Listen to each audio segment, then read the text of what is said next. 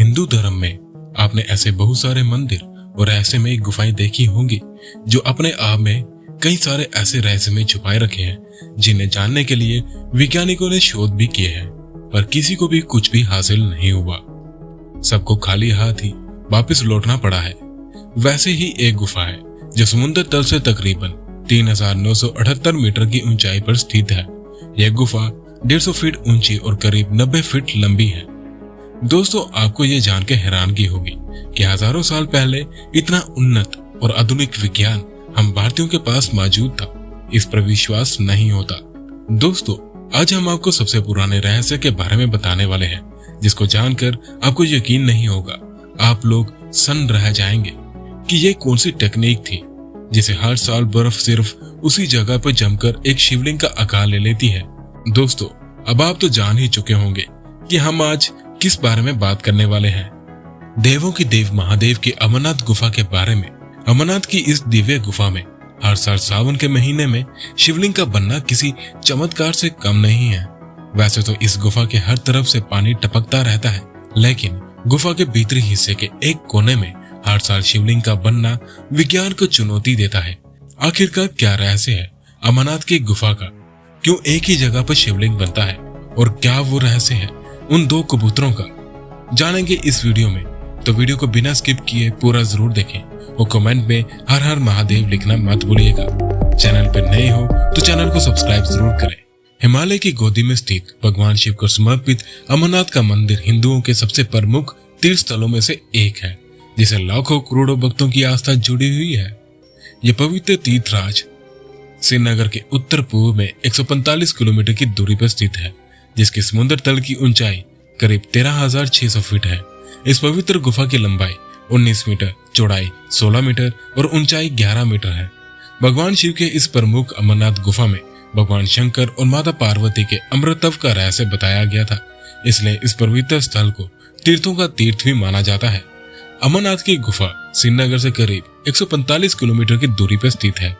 ऐसे तो अमरनाथ जाने के दो रास्ते हैं, एक जो पहलगाम से होकर जाता है और दूसरा सोनामर्ग बालटाल से होकर जाता है। आप दुनिया के किसी भी हिस्से से क्यों ना हो, आपको सबसे पहले श्रीनगर के पहलगाम या बालटाल में पहुंचना होता है। इसके बाद अमरनाथ की पैदल यात्रा शुरू हो जाती है। दोस्तों, क्या आप जानते हो अमरनाथ की गुफा के शिवलिंग को क्या कहा जाता है? अमरनाथ की इस दिव्य गुफा में जो शिवलिंग होता है उसे अमरेश्वर भी कहा जाता है। वैसे तो बाबा बर्फानी नाम से ये काफी फेमस है, पर कहा जाता है बाबा बर्फानी नाम से पुकारना गलत है। देवों के देव महादेव की यह यात्रा हिंदू महीने की अक्षत पूर्णिमा से शुरू होकर पूरे सावन महीने तक चलती है। अब आप सोच रहे होंगे कि सिर्फ इसी महीने में ही क्यों? दोस्तों, ऐसा माना जाता है कि भगवान शिव इस गुफा में पहले श्रावण के महीने की पूर्णिमा को आए थे, इसलिए इस दिन को अमरनाथ की यात्रा को विशेष महत्व मिला था। पर इस गुफा का महत्व इसलिए नहीं है कि यहाँ हिम शिवलिंग का निर्माण होता है। इस गुफा का महत्व इसलिए भी है कि इसी गुफा में भगवान शिव ने अपनी पत्नी देवी पार्वती को अमृतत्व का मंत्र सुनाया था। शिव पुराण में मौजूद कथा के मुताबिक एक बार माता पार्वती ने भगवान शिव के गले में मुंड माला को देखकर उनसे प्रश्न किया कि हे प्रभु, ये मुंड किसके हैं और आप इन्हें क्यों धारण करते हैं? इसका जवाब देते हुए शिव जी ने कहा कि ये सारे मुंड तुम्हारे ही है। जितनी बार भी तुम जन्म लेती हो और मृत्यु को प्राप्त होती हो, उतनी बार माला में एक मुंड बढ़ जाता है। शिव जी के इस प्रश्न का उत्तर सुनकर माता पार्वती बोली कि प्रभु, सिर्फ मैं ही क्यों मृत्यु को प्राप्त होती हूँ, आप क्यों नहीं? मैं अमर नहीं हूँ तो आप अमर क्यों हैं? माता पार्वती के इन प्रश्नों को सुनकर पहले तो शिव जी ने बात टालने की कोशिश की, लेकिन माता के बार बार जिद करने पर उन्होंने एकांत तलाशते हुए एक गुफा की तरफ निकल पड़े। भगवान शिव जब पार्वती माता को अमर कथा सुनाने के लिए ले जा रहे थे तो छोटे छोटे अनंत नागों को अनंतनाग में छोड़ा, माथे के चंदन को चंदनवाड़ी में, गले के शेषनाग को शेषनाग नाम की एक जगह पर छोड़ा। ये सभी जगह अभी भी अमरनाथ यात्रा के दौरान रास्ते में दिखाई देती है। जब भगवान शिव माता को अमर होने का रहस्य बता रहे थे तो माता पार्वती बीच में ही सो गए थे। जब कथा समाप्त हुई और भगवान शिव का ध्यान माता पार्वती पर गया तो उन्होंने माता पार्वती को सोते हुए पाया और देखा कि वहां श्वेत कबूतर का जोड़ा था, जिसने इस कथा को सुन लिया था। पहले तो शिव जी को बहुत क्रोध आया, लेकिन तभी दोनों कबूतर महादेव के पास आकर बोले कि अगर आप हमें क्रोध की अग्नि से भस्म कर दोगे तो आपकी ये कथा झूठी हो जाएगी, क्योंकि हमने ये पूरी कथा सुन ली है। भगवान शंकर जी तो ठहरे बोले। दोनों कबूतरों की बात सुनने के बाद भगवान शिव जी का क्रोध शांत हुआ और उन्होंने कबूतरों को यह वरदान दे दिया कि आज से तुम दोनों इसी स्थान पर शिव और पार्वती के प्रत्येक के रूप में रहोगे। जिस व्यक्ति को तुम्हारे दर्शन हो जाएंगे उसका जीवन सफल हो जाएगा। इन कबूतरों के दर्शन को साक्षात शिव और पार्वती के दर्शन के समान माना जाता है, जिन्हें अमर पंछी भी माना जाता है। पवित्र गुफा में बनने वाले शिवलिंग या हिमलिंग के बनने की कहानी किसी चमत्कार से कम नहीं है। आज तक विज्ञान भी हिमलिंग के बनने की गुत्थी को सुलझा नहीं पाया है। इस शिवलिंग का निर्माण गुफा की छत से पानी की बूंदें टपकने से होता है। पानी के रूप में गिरने वाली बूंदें इतनी ठंडी होती है कि नीचे गिरते ही बर्फ का रूप लेकर ठोस हो जाती है। ये क्रम लगातार चलता रहता है और बर्फ का 12 से 18 फीट तक ऊंचा शिवलिंग बन जाता है। जिन प्राकृतिक स्थितियों में इस शिवलिंग का निर्माण होता है वह विज्ञान के तथ्यों से विपरीत है। विज्ञान के अनुसार बर्फ को जमने के लिए करीब 0 डिग्री टेम्परेचर की जरूरत होती है, लेकिन अमरनाथ यात्रा के समय इस स्थान का तापमान 0 से ऊपर हो जाता है। यहाँ की प्रमुख विशेषता पवित्र गुफा में बर्फ के प्राकृतिक शिवलिंग का निर्मित होना है। ऊपर से बर्फ के पानी की बूंदें जगह जगह टपकती रहती है। प्राकृतिक हिम से निर्मित होने के कारण इसे स्वयंभू हिमानी शिवलिंग भी कहा जाता है। चंद्रमा के घटने बढ़ने के साथ साथ बर्फ का आकार भी घटता बढ़ता रहता है। श्रावण पूर्णिमा को यह अपने पूरे आकार में आ जाता है और अमावस्या तक धीरे धीरे छोटा होता जाता है। आश्चर्य की बात यही है कि यह शिवलिंग ठोस बर्फ का बना होता है, जबकि गुफा में आमतौर पर कच्ची बर्फ ही होती है जो हाथ में लेते ही भुरभुरा जाए। मूल अमरनाथ शिवलिंग के कई फीट दूर गणेश, भैरव और पार्वती के वैसे ही अलग अलग हिमखंड है। जैसे अमरनाथ गुफा इतनी रहस्यमय है, वैसे ही इस गुफा के साथ जुड़ा इसका इतिहास भी बहुत विचित्र है। अब अमरनाथ गुफा इतनी रहस्यमय और चमत्कारी है, यहाँ अमर कथा भगवान शिव द्वारा सुनाई गई थी, तो उसका इतिहास कितना पुराना हो सकता है, जरा सोचिए। लेकिन फिर भी पुरातत्व विभाग वाले जब इस पर रिसर्च किए तो उन्होंने पाया कि गुफा 5000 साल पुरानी है, यानी कि महाभारत काल में ये गुफा मौजूद होगी। लेकिन उनका ये अनुमान लगाना गलत भी हो सकता है।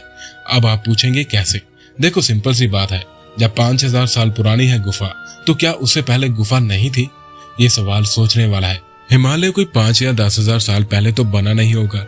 अगर कोई गुफा उसमें बनी होगी तो वो हिमयुग के दौरान ही बनी होगी, यानी कि 12 से 13,000 साल पहले। अब एक बात और, पुराणों के अनुसार काशी में दर्शन के 10 गुना ज्यादा, प्रयाग से 100 गुना ज्यादा पुण्य देने वाले बाबा अमरनाथ के दर्शन है, और कैलाश को जाता है जो, वो मोक्ष पाता है। अब गौर करिएगा, पुराण कब लिखे गए? कुछ महाभारत काल में और कुछ बौद्ध काल में। तब पुराणों में अमरनाथ का जिक्र है। अब इसी बात से समझ लीजिए कि अमरनाथ की यह गुफा कितनी पुरानी है। वैसे तो अमरनाथ की यह यात्रा महाभारत काल से ही की जा रही है। बौद्ध काल में भी इस मार्ग पर यात्रा के परिणाम मिलते हैं। इसके बाद राजा संधिमन, जो कि 17वीं ईस्वी में शिव भक्त थे, वह पहलगाम के वनों में स्थित बर्फ के शिवलिंग की पूजा किया करते थे। इस बात से पता चलता है कि यह तीर्थ यात्रा करने का प्रचलन कितना पुराना है। वहीं दूसरी तरफ ये कहा जाता है कि अमरनाथ गुफा की खोज एक मुस्लिम गढ़िया बूटा मलिक ने 1850 में की थी, जब वे अपनी भेड़ बकरियों को चराते हुए बहुत दूर निकल गए। बूटा मलिक स्वभाव से बहुत विनम्र और दयालु थे।